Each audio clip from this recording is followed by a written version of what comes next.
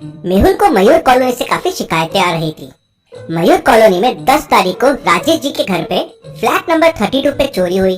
उसके बाद मयूर कॉलोनी में ही 12 तारीख को समीर जी के यहाँ पे फ्लैट नंबर 35 में चोरी हुई। उसके बाद 14 तारीख को तनवीर जी के यहाँ पे फ्लैट नंबर 38 में चोरी हुई। तीनों लोगों की एक ही शिकायत थी, दिन दहाड़े उनके घर से पैसे लूटे गए हैं। और जब उन्होंने चोर को पकड़ने की कोशिश की तो घर से बाहर निकलते ही चोर अचानक गायब हो गया और बाद में दिखा ही नहीं। मेहुल सोचने लग जाता है, ऐसा कैसे होता है कि लोग चोर का पीछा करते हैं और फिर वो गायब हो जाता है। कहीं इनविजिबल चोर वापस तो नहीं आ गया। मेहुल चोर के चोरी के पैटर्न को समझने की कोशिश करता है। पैटर्न है 10R32, मतलब 10 तारीख को राजेश जी के यहाँ फ्लैट नंबर 32 में चोरी हुई तो 10R32। वैसे ही 12 तारीख और 14 तारीख का पैटर्न है। तो आप सोचिए और मुझे बताइए अगला पैटर्न क्या बनेगा। सोचिए और मुझे आपका आंसर कमेंट करके बताएं।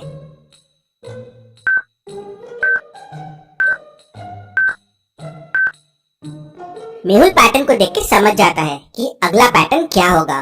डेट जो है वो एक एक दिन छोड़ के है, 10, 12, 14, मतलब अगली डेट हो जाएगी 16। नेम अल्फाबेटिकल ऑर्डर में है तो RST, अगला आ जाएगा U, और नंबर्स 3 छोड़ के है तो 32, 35, 38, नेक्स्ट हो जाएगा 41। तो पैटर्न हो जाएगा 16U41। अब मयूर कॉलोनी में फ्लैट नंबर 41 में उज्जवल जी रहते हैं। अब उनके घर चोरी होने वाली है। मेहुल उनके घर पहुंच जाता है। मेहुल मिस्टर उज्जवल के घर पे धूप में खड़ा था और चोर के आने का इंतजार कर रहा था। उज्जवल जी के घर पे ताला लगा हुआ था। लगता है उज्जवल जी बाहर गए हुए हैं। तभी मेहुल को उज्जवल जी के घर से कुछ आवाजें आती है। मेहुल को लगता है चोर अंदर तो नहीं, तो वो उज्जवल जी के घर का ताला तोड़ने की कोशिश करता है। इस लॉक को देख के आप बता सकते हैं लॉक को ओपन करने का कोड क्या होगा। सोचिए और मुझे आपका आंसर कमेंट करके बताएं।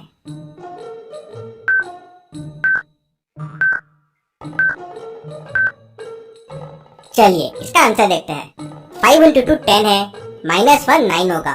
10 into 11 110 होगा, -1 109 होगा। वैसे ही 19 into 8 हो जाएगा 152 और -1 हो जाएगा 151। मेहुल जैसे ही 151 कोड डालता है लॉक खुल जाता है। मेहुल देखता है कि अंदर कोई भी नहीं है। तभी कोई पीछे से आता है, मेहुल को जोर से धक्का मारता है तो मेहुल गिर जाता है। उसके बाद वो चोर जल्दी से अंदर आता है, बहुत सारा पैसा लेता है और पैसा लेके भागने लगता है। मेहुल भी चोर को पकड़ने के लिए उसके पीछे भागने लगता है। चोर घर से बाहर निकल जाता है। मेहुल भी चोर के पीछे पीछे घर से बाहर निकलता है। बाहर निकलते ही चोर गायब हो जाता है। मेहुल ये देख शॉक हो जाता है। उसे कुछ समझ में नहीं आता कि ये गायब कैसे हो गया। तभी वहाँ मिस्टर उज्जवल भी आ जाते हैं। मेहुल उन्हें पूरी घटना बताता है, लेकिन मिस्टर उज्जवल कहते हैं हमने उस चोर के लिए हाई सिक्योरिटी गेट लगवा के रखा था, जिससे कोई समझदार आदमी ही खोल सकता था। आपने वो गेट खोल दिया, आपके वजह से हमारे घर पे चोरी हो गई है। अब आप मुझे वो पैसा लाके देंगे। मेहुल सोच में पड़ जाता है कि उस टाइम चोर कहाँ था। मेहुल उज्जवल के घर के सामने के CCTV फुटेजेस देखता है। उन्हें देख के वो समझ जाता है कि चोर कहाँ छुपा था। क्या आप इन दोनों फुटेजेस को देख के बता सकते हैं इनविजिबल चोर कहाँ था? सोचिए और मुझे आपका आंसर कमेंट करके बताएं।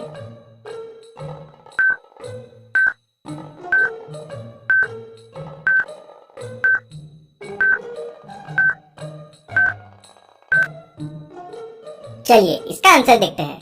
अगर आप दोनों पिक्चर्स को ध्यान से देखेंगे तो दूसरे पिक्चर में पेड़ की डाली थोड़ी झुकी हुई है, मतलब इनविजिबल चोर यही पेड़ की डाली पे खड़ा था। वो हाई सिक्योरिटी गेट खोल नहीं सकता था, इसलिए वो वहीं खड़ा होके गेट खोलने का इंतजार कर रहा था। इनविजिबल चोर की वजह से मेहुल की बहुत बेइज्जती हो गई थी। मेहुल उस रात बहुत परेशान था।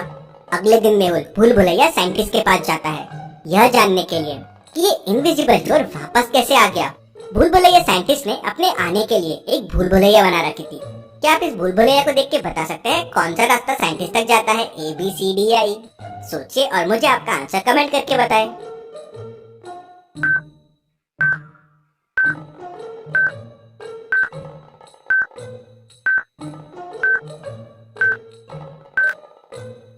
चलिए इसका आंसर देखते हैं। रास्ता D भूल भुलैया साइंटिस्ट तक जाता है कुछ इस तरह से। मेहुल रास्ता D लेता है और साइंटिस्ट तक पहुंच जाता है। आज साइंटिस्ट मजाक के मूड में है। भूल भुलैया साइंटिस्ट ने अपने क्लोन्स बना दिए हैं। मेहुल देखता है कि सामने 3 साइंटिस्ट है। लेकिन असली कौन सा है? क्या आप तीनों को देख के बता सकते हैं असली साइंटिस्ट कौन सा है, ए, बी या सी? सोचिए और मुझे आपका आंसर कमेंट करके बताएं।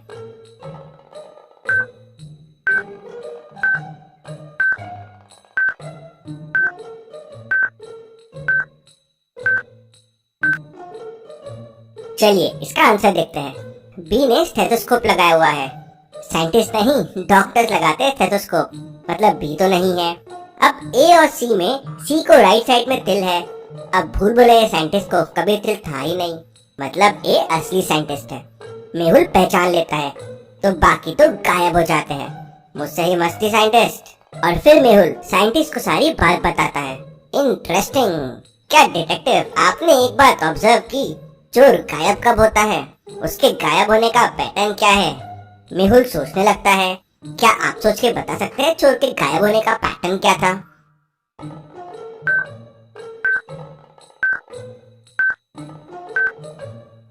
ओह, चोर घर के अंदर दिखता है लेकिन बाहर आते ही गायब हो जाता है, मतलब उसे गायब होने के लिए धूप चाहिए। हाँ करेक्ट, धूप की मदद से वो गायब हो रहा है। अगर किसी तरह उसे धूप ना मिले तो उसे देखा जा सकता है और पकड़ा जा सकता है। ठीक है, कल मैं उसे पकड़ने के लिए प्लान बनाता हूँ। पैटर्न के हिसाब से मेहुल अगले दिन विघ्नेश के घर पहुँच जाता है, लेकिन मयूर विहार में दो लोगों का नाम विघ्नेश है। क्या आप पता कर सकते हैं चोर किस विघ्नेश के घर जाएगा, ए या बी? सोचिए और मुझे आपका आंसर कमेंट करके बताएं।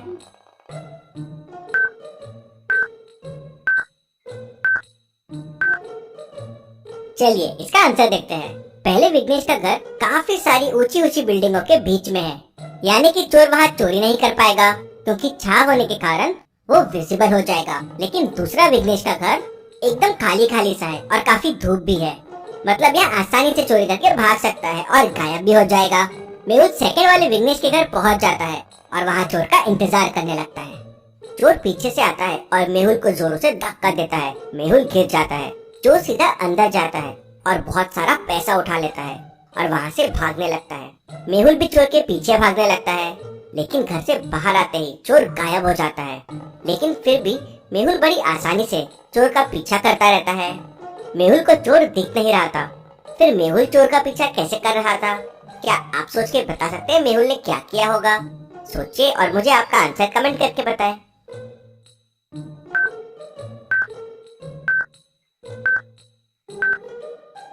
मेहुल ने पैसों में एक ट्रैकर छुपा दिया था, जिससे मेहुल चोर की लोकेशन को ट्रैक कर सके। थोड़ी देर बाद मेहुल ऐसा बिहेव करता है जैसे चोर उसे दिख ही नहीं रहा था और उसे चोर के बारे में कुछ नहीं पता था। मेहुल चोर को भागने देता है। इस बार मेहुल सिर्फ चोर को नहीं, उसकी पूरी गैंग को पकड़ना चाहता था। इनविजिबल चोर वहाँ से निकल जाता है। मेहुल अपना फोन निकाल के चोर को ट्रैक करना शुरू कर देता है, पर क्या मेहुल इनविजिबल चोर और उसकी पूरी गैंग को पकड़ पाएगा? देखते हैं अगले हफ्ते। आप डिटेक्टिव मेहुल के लिए जल्दी से वीडियो को लाइक कर दीजिए। चलिए अगली पहेली देखते हैं। मनाली में चोरी की घटनाएं काफी बढ़ गई थी। हर दिन चोरियां हो रही थी। पुलिस चोर को पकड़ नहीं पा रही थी, तो डिटेक्टिव मेहुल को बुला लेती है। मेहुल चिट्ठी में अनाउंसमेंट कर देता है कि चोर के बारे में बताने वाले को 1 लाख रुपए का इनाम मिलेगा। शाम को ही एक आदमी आता है और मेहुल को बताता है कि उसने एक आदमी को 3 घरों के सामने देखा। वो घर को ऐसा देख रहा था मानो घर को चोरी के लिए सिलेक्ट कर रहा हो। मेहुल तुरंत उन घरों के सामने पहुंच जाता है। अब आप इन तीनों घरों को देखिए और मुझे बताइए चोर ने कौन सा घर चोरी के लिए सिलेक्ट किया होगा। सोचिए और मुझे आपका आंसर कमेंट करके बताइए।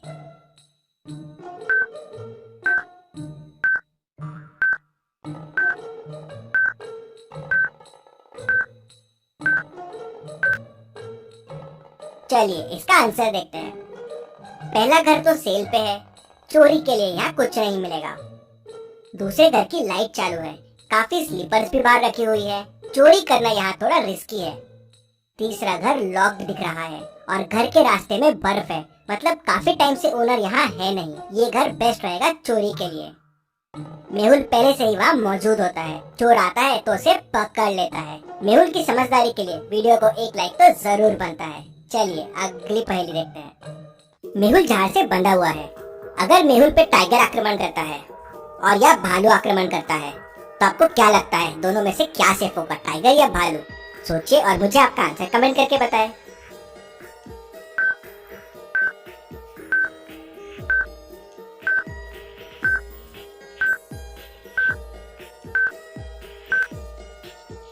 चलिए इसका आंसर देखते हैं। भालू जनरली डेड चीजों पे हमला नहीं करता।